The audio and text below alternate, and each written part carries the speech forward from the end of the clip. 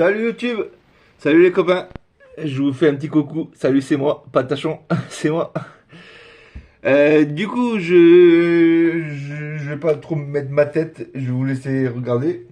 Euh, je vais vous faire cette vidéo qui n'a rien à voir avec les jeux vidéo.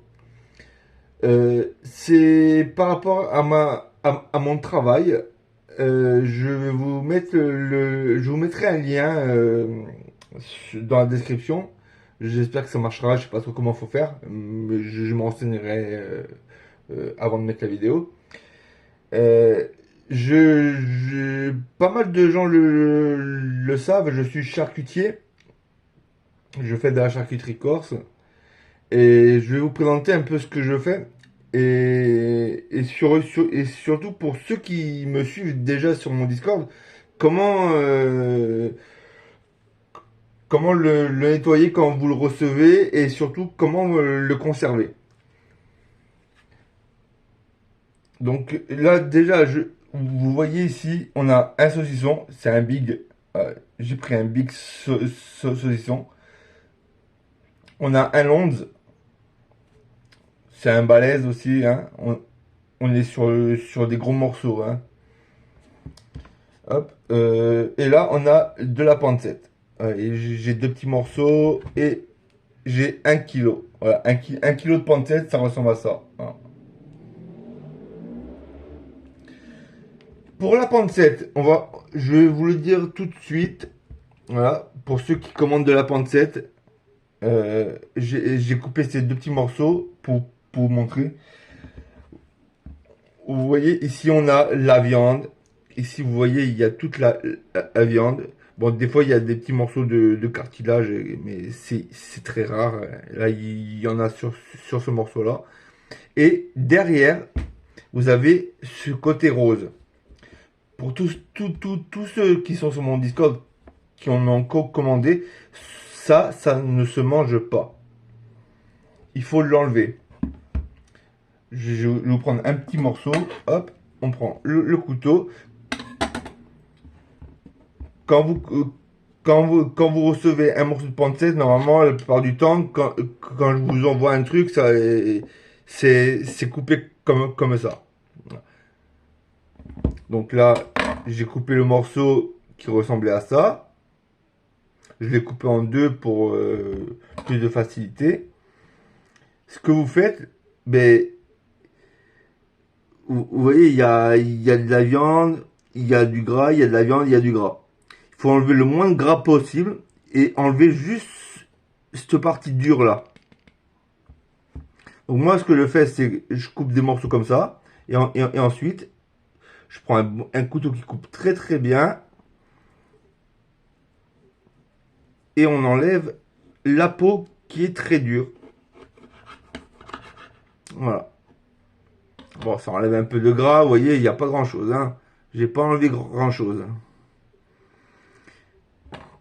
Et ça, c'est la pancette. Vous la prenez, vous la conservez en morceaux comme ça, dans des sachets. Moi, j'achète ça. Oui, j'essaie de vous le montrer correctement. Voilà. C'est des 1 litre, des sacs de congélation de 1 litre. Je vais essayer de vous en sortir un. Hop. C'est un paquet tout neuf en plus là. Hop. Hop.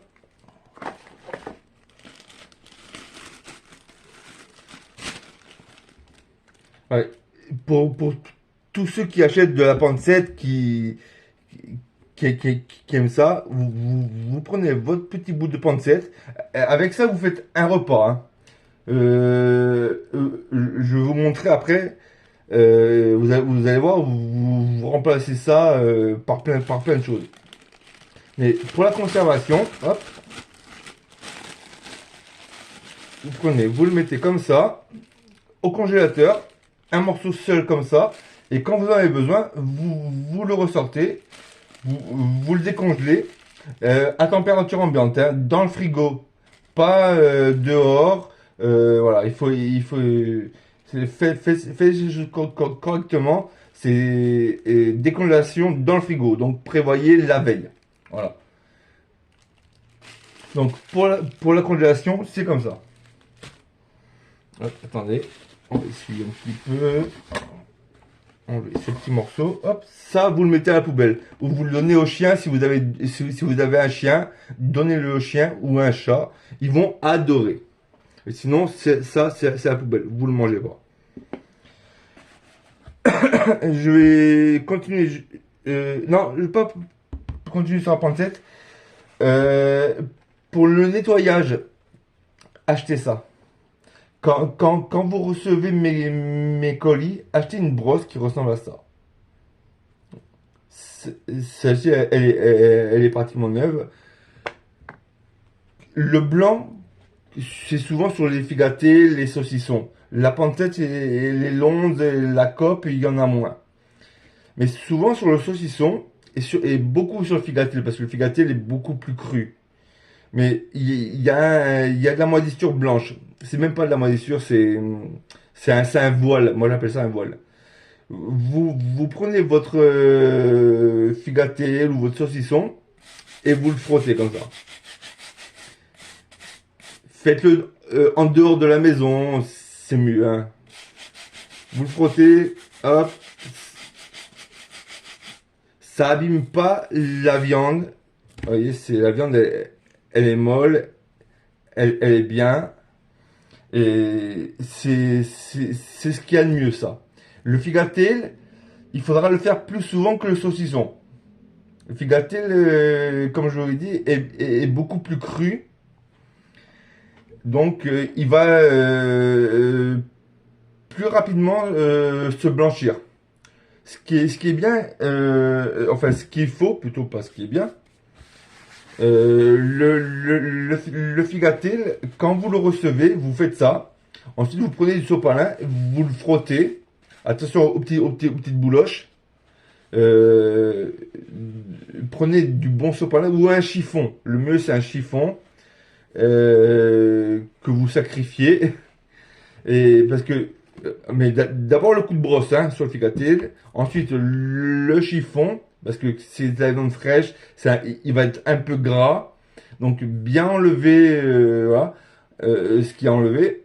Vous l'emballez dans du papier papier carton. Je sais plus comment on appelle ça du papier. C'est pas le cellophane, c'est pas l'aluminium.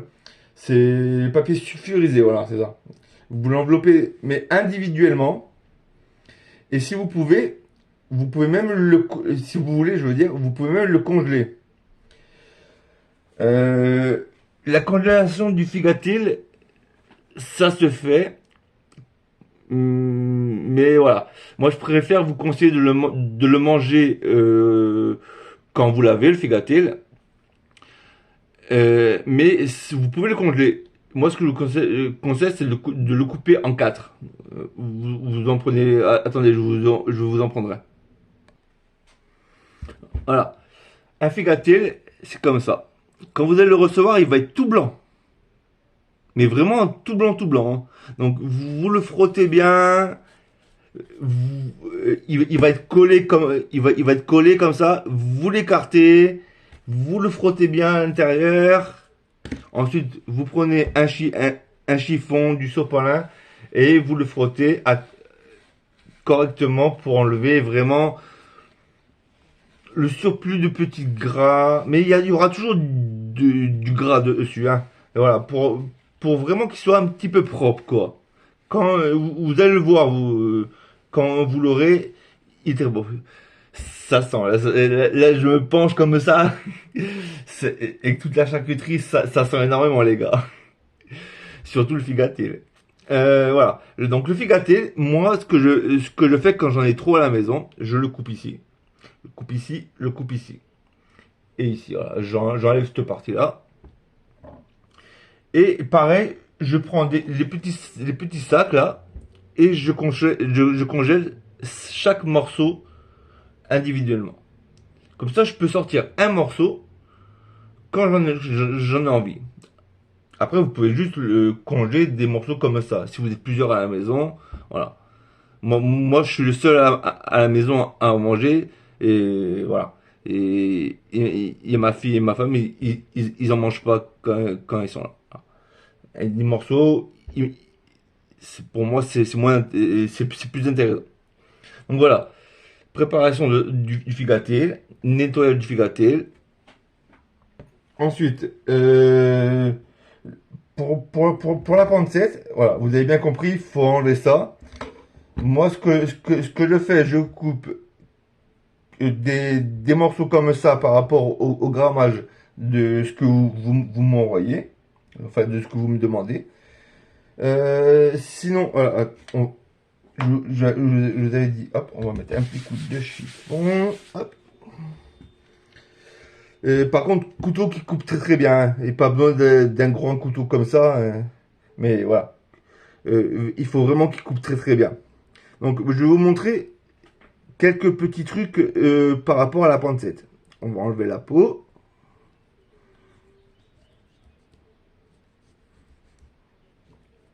Hop.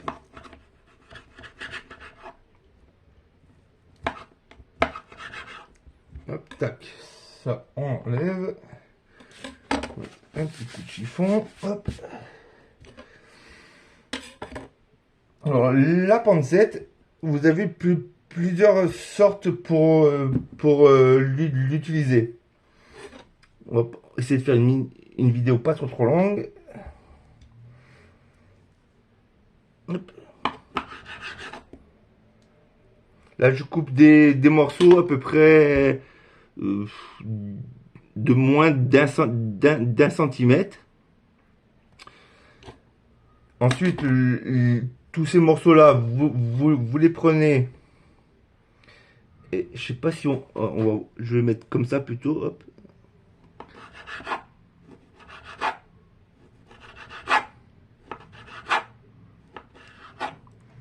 Voilà. Ici, là, j'ai fait. Hop. Excusez-moi pour la vidéo, hein, c'est pas d'habitude comme je fais. Voilà. Vous voyez, ça fait des genres de lardons.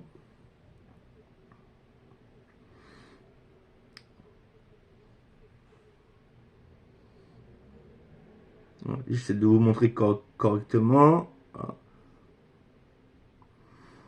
Et sincèrement, j'ai fait un peu le calcul par rapport au prix du commerce des lardons qu'on peut acheter et tout. À part les lardons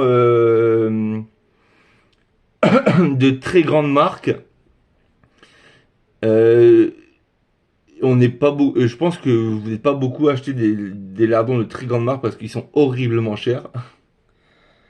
Et c'est par rapport à la qualité d'un lardon comme ça, que vous pouvez encore, parce que là je l'ai fait gros, vous pouvez les faire encore plus petits, hein. Mais si vous faites la différence qualité-prix, poids et trucs comme ça, entre les lardons qu'on achète dans le commerce et un, un morceau de pancette comme ça, là on est à 1 kilo, de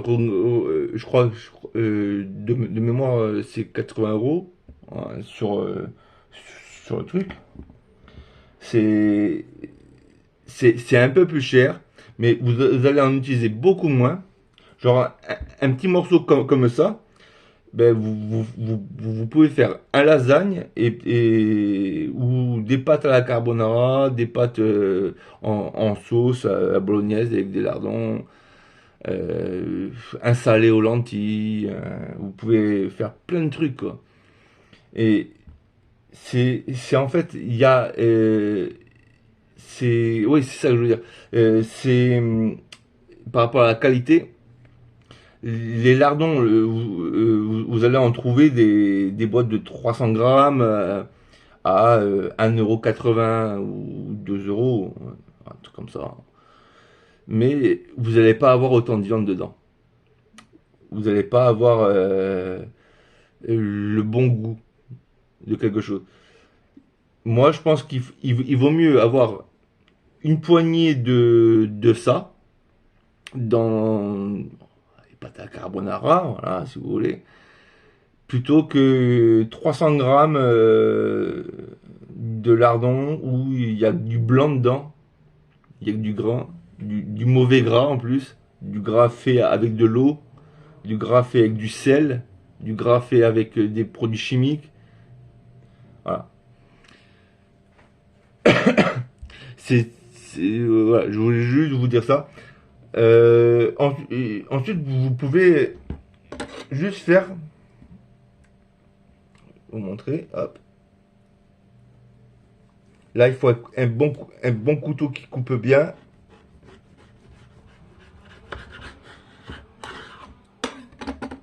Hop. Vous pouvez faire une petite tranche comme ça. Petite tranche. Bon, n'oubliez pas d'enlever la petite peau parce que je l'ai pas enlevé. C'est dans le gros morceau. Ça, vous l'enlevez après. On fait comme ça. Hop.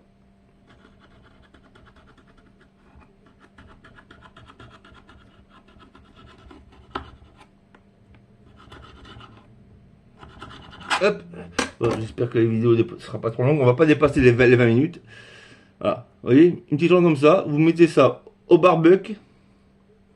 Vous mettez ça dans un sandwich. C'est encore mieux qu'un steak haché, les gars, je vous le dis, moi. Et si vous aviez l'odeur là. Le saucisson, c'est pareil. Saucisson, quand vous en avez des bics comme ça. euh, Moi, là, en plus, c'est un saucisson que je vais garder. Hop, attendez, hop. Tac, tac, ça on enlève. Où est mon petit hop. Ouais, la pancette, elle ne se mange pas crue. Attention, hein. La pancette, c'est toujours cuit, hein. Le saucisson, bah, c'est pareil, hein. Quand vous en avez des gros morceaux, vous pouvez soit le couper en deux, soit en trois. Je vais vous montrer l'intérieur. Et vous pouvez le congeler aussi, hein. C'est ça que je voulais vous dire. Vous pouvez le congeler. Moi, ce que je vais faire, hop, on va faire ça. Hop. J'en ai déjà découpé. Hop. Voilà. Ça, c'est le saucisson que je fais. Voilà.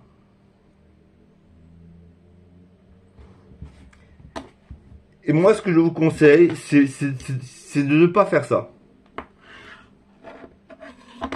Voyez? Ça, ne le faites pas. Moi, ce que je vous conseille, c'est de faire ceci. Par contre, toujours pareil, un couteau qui coupe très très bien, sinon vous n'y arriverez pas. Voilà. C'est de faire ceci.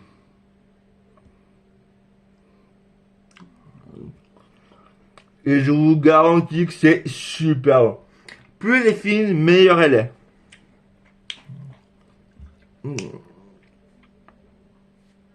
Désolé, j'ai mis sur pause pour finir ma bouche. On va finir par le lonze. Et le lonze et la cope, c'est à peu près le même style de conservation ou de cuisine. Attendez, je fais un peu de place. J'ai tous les produits là. Hop. Alors, le lonze, il sera toujours avec la ficelle rouge. Les petites ficelles rouges. La cope sera toujours avec de la ficelle blanche. Bah, c'est comme ça, c'est tout. Ah oui, pour le saucisson, bah, c'est toujours pas pareil, hein. Vous prenez les petits sachets, hein. J'ai oublié de vous le dire. Les petits sachets de 1 litre. Je sais pas si je l'avais dit avant. C'est 1 litre, hein, voilà. C'est les plus petits. Vous les enveloppez individuellement, pareil. Et puis pour la pancette. Et vous le sortez 24 heures avant quand vous l'utilisez. La congélation. Tous les corps vont vous dire ah, il faut pas le faire. Quand tu l'as, ben, tu le manges et voilà, c'est tout. Mais après, voilà, tout le monde ne peut pas le faire. Voilà, donc, le Lonze. Le Lonze, moi, ce que je vous conseille, c'est pareil. Bon, ça, c'est un gros. Juste par comparaison, voilà. On a un gros, un petit. Bah, il est coupé déjà, il est plus long normalement. Voilà. Mais par rapport à l'épaisseur, ça, c'est un gros, ça, c'est un petit. Euh, Moi, ce que je vous conseille, c'est de ne pas faire ceci. Voilà. De ne pas faire des grosses tranches comme ça. Voilà. Moi, ce que je vous conseille, c'est plutôt, quand vous en avez, c'est d'en faire des copeaux. Souvent, il faut le retourner. Bon, celui-là, il est un petit. Ça fait une petite semaine que je l'ai entamé. Et je l'ai mal conservé. Mais il est toujours très très bien. Je vais vous montrer sur le gros. Vous voyez, c'est de faire des copeaux. Voilà. Là, vous avez des trucs très très fins.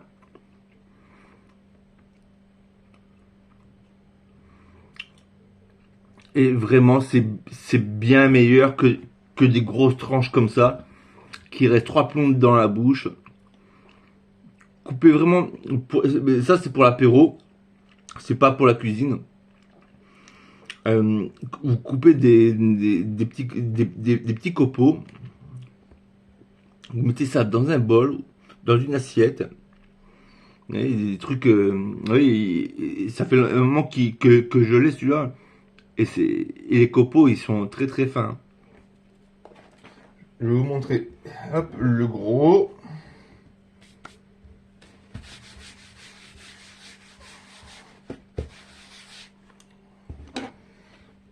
On va le couper en 3, celui-là.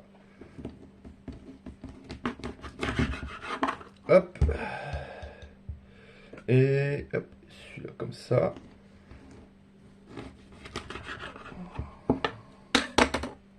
Voilà, bon, beaucoup de ficelles et tout. Vous enlevez tout. Ah, on va mettre ça de côté. On va garder que ce morceau-là pour l'instant. On va garder celui-là. Hop, tac.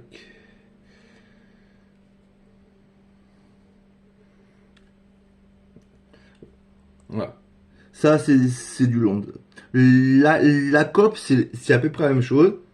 Bon, c'est pas fait dans la même viande, mais presque. Et il y aura plus de nervures ici, comme ça, voilà. De nervures blanches. Et par contre, la cope, vous pouvez la cuisiner plus que le londe. Moi, je sais que la cope peut se cuisiner en grosses tranches, un peu comme la pancette. Et ensuite, vous la redécoupez et vous pouvez en faire des lamelles pour mettre dans les sandwichs. C'est délicieux. Voilà, hop, je vais vous montrer une coupe.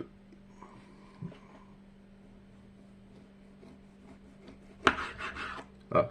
Sur un gros londe, moi je vous conseille c'est de faire des tranches très fines comme ceci.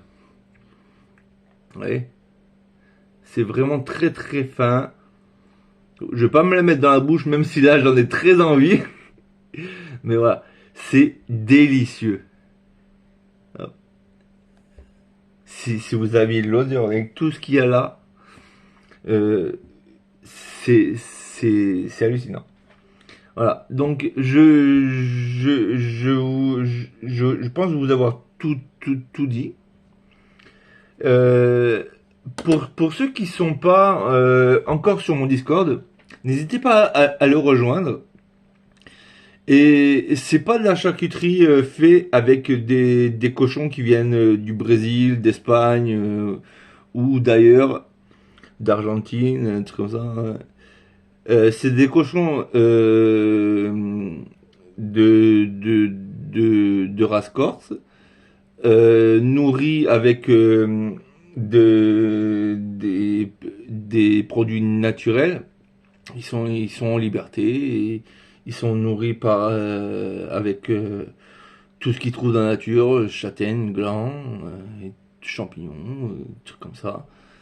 Et bon, par moment, ils sont nourris aussi par maïs, euh, parce que la nature ne fait pas tout. Mais bon, on essaie d'en donner le moins possible. Et puis voilà, quoi, on fait ce qu'on peut, on fait des bons produits. Euh, donc n'hésitez pas à rejoindre. Même juste histoire d'aller discuter avec ceux qui ont déjà commandé. Mon Discord, il a un peu plus d'un an. C'est une boutique Discord, hein, mais chut, hein. Voilà, allez voir si ça vous tente. C'est du cochon, hein, au fait. Allez, je vous fais des bisous. Ciao.